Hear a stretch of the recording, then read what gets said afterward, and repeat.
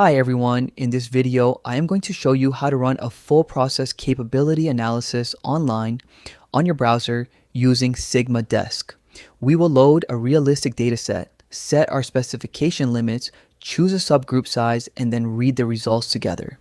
By the end, you will understand exactly what Cp, Cpk, Pp, and Ppk mean, and how to tell whether your own process is capable. Let's get started. Open your browser and go to sigmadesk.app. Then open the Process Capability Calculator. The link is also in the description below. The page loads with a demo dataset already in place, so you can follow along even if you do not have data of your own yet. This example holds 150 individual measurements from a stable process, and each value is a single reading recorded in the order it was collected. If you want to use your own data, it is just as easy. You can type values straight into the spreadsheet or paste a column directly from Excel. Next, we set the two inputs that drive the whole analysis. The first is the subgroup size. A subgroup is a small batch of parts measured together under the same conditions, and SigmaDesk uses it to estimate the short-term within subgroup variation. For this dataset, we will use a subgroup size of 5, which means every 5 measurements in a row form one subgroup. Don't forget that you cannot calculate Cp and Cpk without collecting measurements in a subgroup, but you can calculate Pp and Ppk without it. The second input is the specification limit.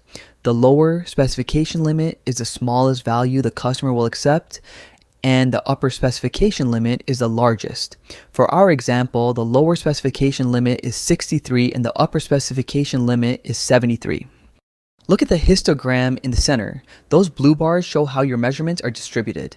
The dashed curve on top is the ideal normal distribution for this data, so you can see at a glance how closely your process follows a bell shape. The two red dashed lines are your specification limits, and the shaded red zones outside them are the reject regions.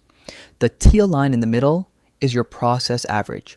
Right away, you can see that all of our data sits comfortably between the limits, which is a very good sign.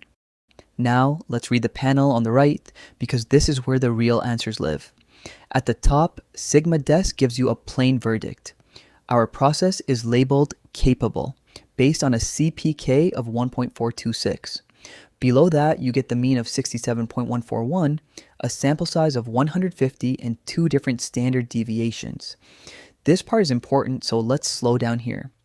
SigmaDesk reports a within standard deviation of 0.968 and an overall standard deviation of 0.973. The within standard deviation looks at the variation inside your subgroups, which represents the short-term, best-case behavior of your process. The overall standard deviation looks at every data point together, capturing the long-term reality, including any drift over time. The 4 capability indices come in 2 pairs, and each pair is based on one of these 2 standard deviations. If you want to learn more, you can also watch the full capability analysis guide, where we explain all the mathematical details behind these calculations. I won't go into those details in this video, instead we'll stay on the practical side. Now let's take them one at a time. First, Cp. Cp measures the potential capability of your process. It asks a simple question. If the process were perfectly centered, how many times would its spread fit inside the specification window? A Cp above 1 means the spread physically fits inside the limits, and higher is better. But notice that Cp assumes the process is centered, so on its own, it can be a little too optimistic. That is why we look at Cpk. Cpk measures actual capability, and it accounts for how far off center your process is. Instead of using the full window, it also measures the distance from the mean to the nearest specification limit. It always reports the worst of the 2 sides. Our Cpk is 1.426. Notice that it is lower than our Cp of 1.722. That gap is telling you something useful. It means the process is not perfectly centered. Our average of 67.141 sits a little below the middle of the specification window, which is 68, so the process is leaning toward the low side. Whenever Cpk is smaller than Cp, centering process is your improvement opportunity. Next come PP and PPK, and here's the good news. They answer the exact same questions as CP and CPK, with one difference. They use the overall standard deviation instead of the within standard deviation, and it describes your long-term potential. PPK uses the mean and the nearer specification limit over 3 times the overall standard deviation, and it describes your long-term actual performance.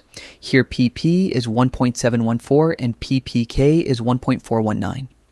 Here's the quick way to remember it. CP and CPK are the short-term within subgroup view. Your process on a good day. PP and PPK are the long-term overall view. Your process across all the ups and downs. And in each pair, the plain letters CP and PP assume perfect centering, while the K versions, CPK and PPK, are honest about where your average actually sits. So is our example process capable? Yes, it is. A common industry rule of thumb is that a CPK of 1.33 or higher means a process is capable, and 1.67 or higher is world class. Our CPK of 1.426 clears the 1.33 mark, which is why SigmaDesk labels the process capable.